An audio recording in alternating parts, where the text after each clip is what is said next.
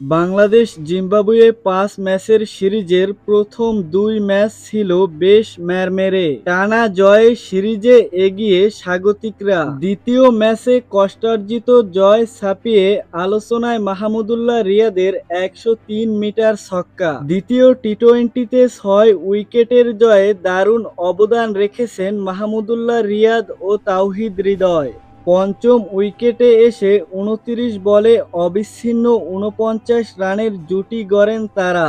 এই জুটিতে মাহমুদুল্লাহ রিয়াদের অবদান ১৬ বলে ২৬ রান, আর হৃদয় করেন ১৩ বলে ২১ রান। ম্যাচের সবচেয়ে আকর্ষণীয় মুহূর্ত রিয়াদের সেই ছক্কা।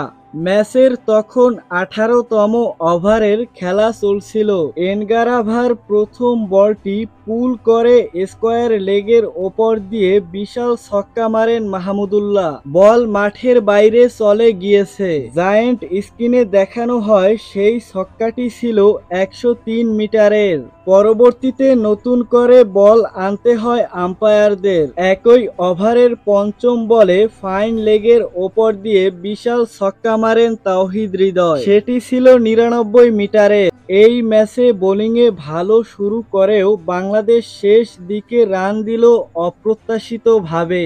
ব্যাটিংয়েও শুরুটা হলো দারুণ, কিন্তু টপ অর্ডার ব্যাটাররা আহামরি কিছু করতে পারেননি। অবশ্য জিম্বাবুয়েকে প্রত্যাশিতভাবে দ্বিতীয় টি-টোয়েন্টিতে হারালো বাংলাদেশ। ৬ উইকেটে ম্যাচটি জিতলেও বিশ্বকাপের আগে দলের এমন পারফরম্যান্স প্রশ্নবিদ্ধ হওয়ার মতোই। তো দর্শক, ভিডিওটি সম্পর্কে আপনার মূল্যবান মতামত কমেন্টে লিখে জানাবেন। আর ক্রিকেট রিলেটেড যে কোনো আপডেট পেতে চ্যানেলটি সাবস্ক্রাইব করে পাশের বেল বাটনটি অন করে দিবেন। ধন্যবাদ।